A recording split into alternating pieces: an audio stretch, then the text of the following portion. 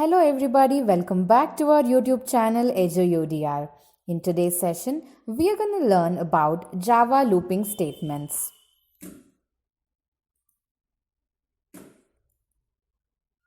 What is looping statements?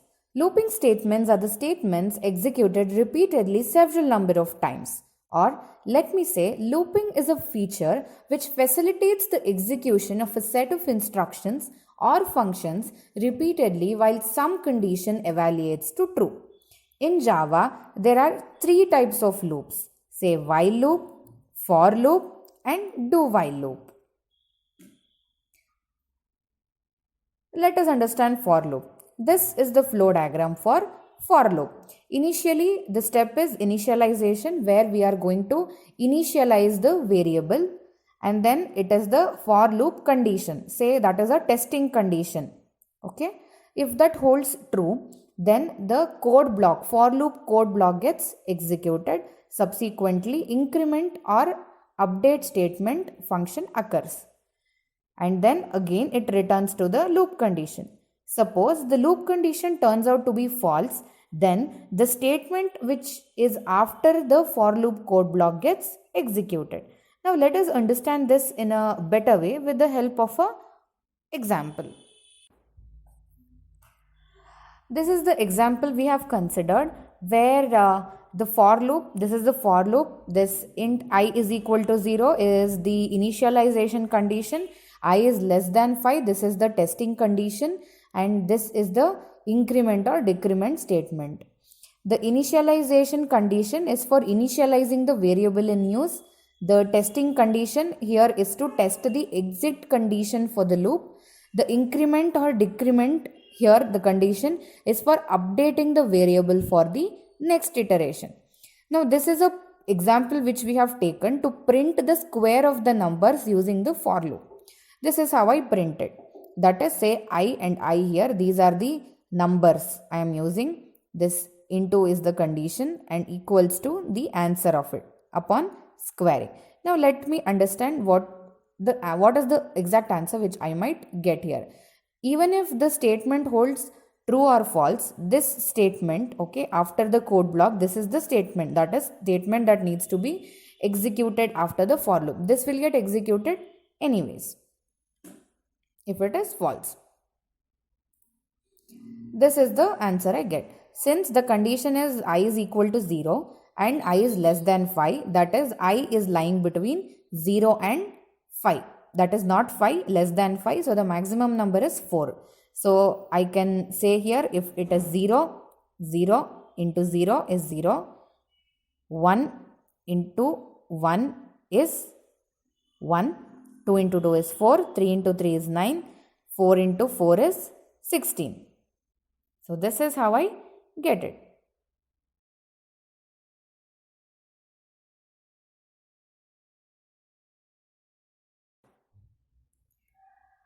This is the flow diagram for while loop. So let us study while loop here. While loop is a control flow statement. It allows the code to be executed repeatedly based on the given Boolean condition. We have a Boolean condition. If it turns out to be true, then the statement that is inside the loop will be executed. If the condition turns out to be false, then whatever the statement that is present outside the while loop, that will be executed. Now let us understand while loop with the help of an example. This is the example we have considered for while loop, where we are actually using the while loop for squaring. Here we have declared and initialized the variable I to 0. We have mentioned the condition, that is the I should be less than 5.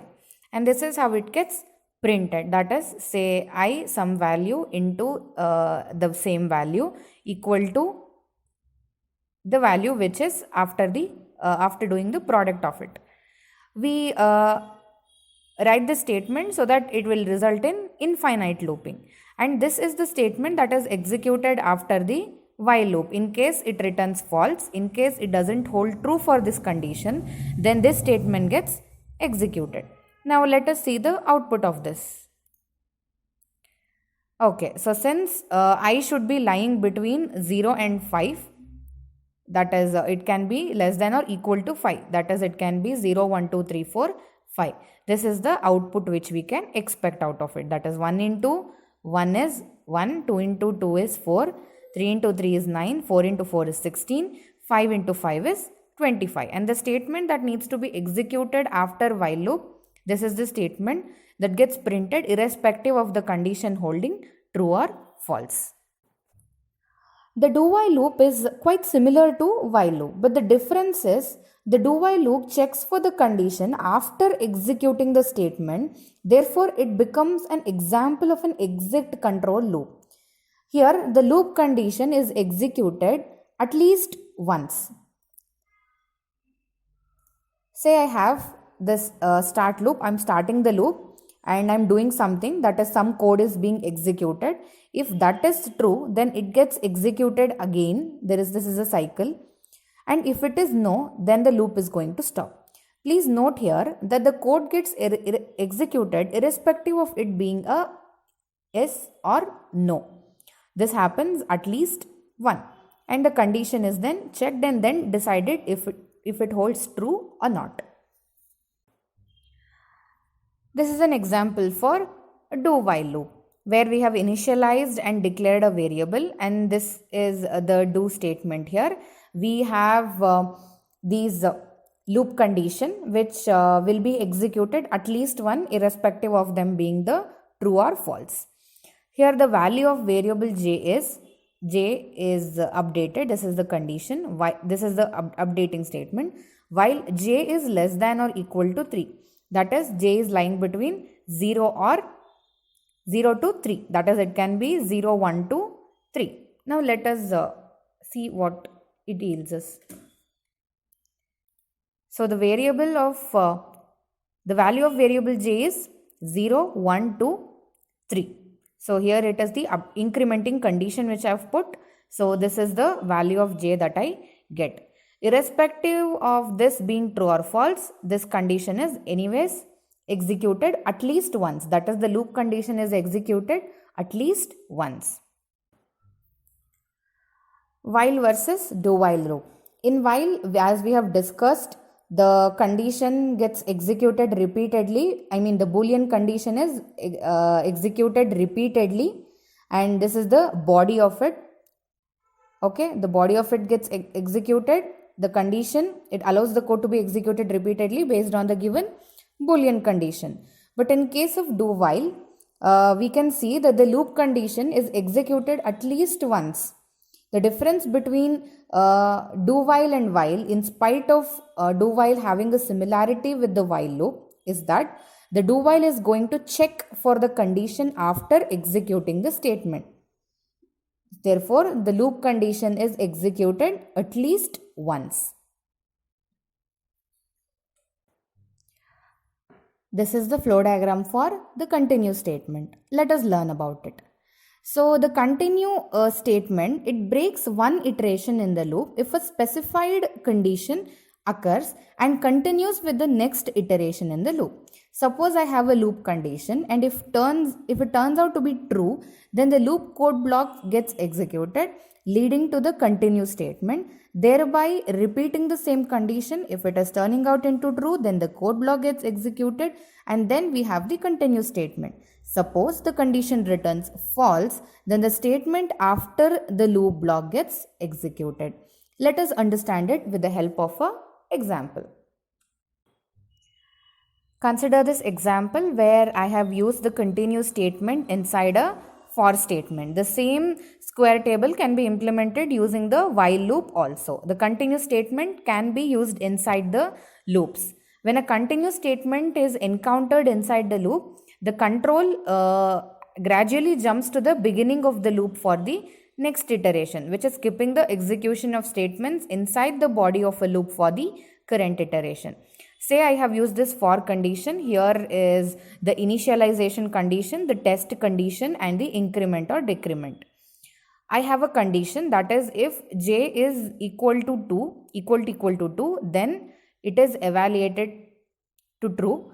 Then we have to continue. That is we get to print it as the value of variable j is j into j is equal to the square of that particular j value.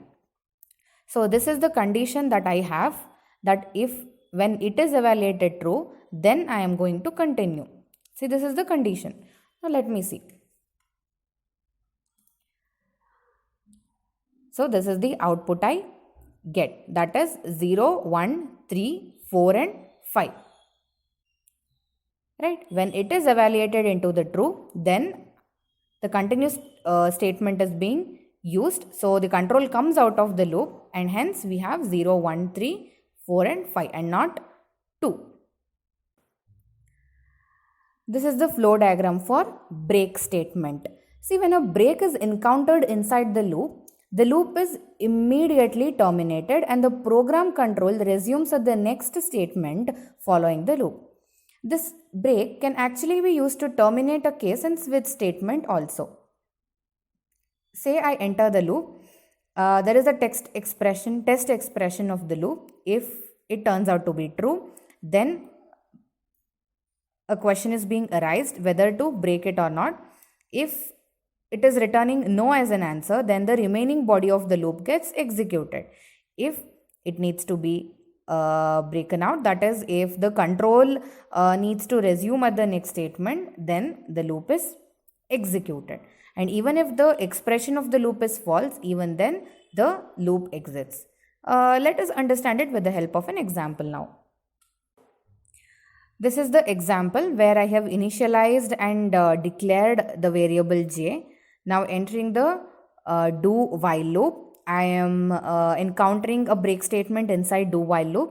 Here the condition is if j is equal to true, when it is evaluated as true, and I use a break statement, which means that the loop is immediately has to be terminated and the program control should be resumed at the next statement, right? So I print this value, that is the value of variable j is the value j into j is equal to the square of it, and j is incrementing. The condition I've used here is j is less than or equal to 5. Now let me see the result of this. So I see the value of variable j, that is 0 into 0 is equal to 0. 1 into 1 is equal to 1. So I have initially specified the break statement such that I only get j to be equal to 2. If it is evaluated to be 2, I only get these 2 values, right? So this is how a break statement works. Thank you for watching our video. Stay tuned for next video. Like, share and subscribe this video. Like our channel and share our channel among your peers. The channel is EduUdr. Thank you for watching. Happy learning. Stay home. Stay safe.